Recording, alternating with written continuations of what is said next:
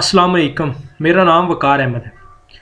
आज आपसे बात होगी 5 रिग्रेट्स ऑफ पीपल, जो इंसान के 5 पछतावे हैं जो उसे मरते वक्त होते हैं। ऑस्ट्रेलिया की एक नर्स थी ब्रोनी बेयर।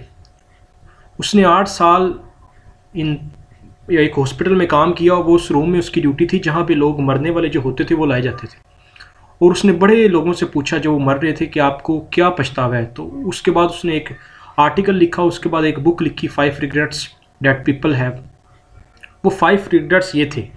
पहला उनको ये पछतावा था कि मुखलिस होकर अपनी खुशी के हिसाब से, अपने चाहत के हिसाब से वो काम नहीं कर सके। यानी वो दूसरों की राय के हिसाब से, दूसरों की चाहत के हिसाब से, दुनिया की देखी देखी वो भी काम करते रहे। उन्होंने अपनी मुखलस होकर अपनी जो खुशी, अपने पैशन के हिसाब से काम नहीं किया। ये उन्हें बिस्तरे मर्ग पर पछतावा था। दूसरा, वो बहुत ज़्यादा काम करते रहे। इतना काम करने की ज़रूरत नहीं थी। इंसान बाज़ दफ़ा अनस्टॉपेबल हो जाता है। बस जॉब है, कोई जॉब कर रहे हैं, कोई कारोबार है तो वो कारोबार कर रहा है, अपने रिश्तों को, अपने घर बार को, अपनी ज़ात को भूल जाता है। तो उन्होंने कहा कि हमें इतनी ज़्यादा भी काम करने की ज़रूरत नहीं थी। आज हमारे पास सब कुछ है लेकिन अब किसी चीज़ को इस्तेमाल नहीं कर सकते।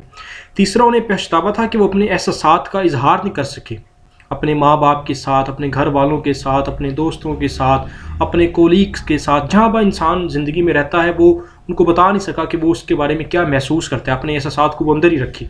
ये उन्हें एक पछतावा था।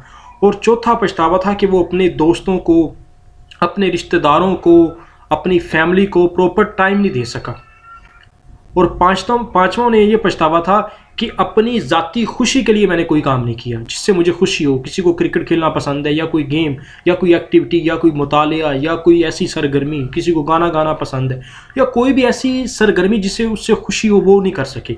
ये वो 5 पछतावे थे। अब हम 2021 का आज पहला दिन है, तो हम अपनी ज़िंदगी में ये चीज़ देखें कि हमारी ज़िंदगी के एंड पे ये पछतावे हमें ना हों।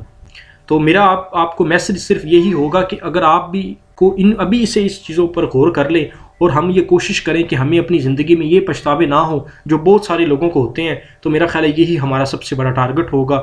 हम अल्लाह ताला से दुआ करें कि ये जो साल है हमारे लिए अमन सुकून का और हर तरह की जो खैर आफ़ियत रहे।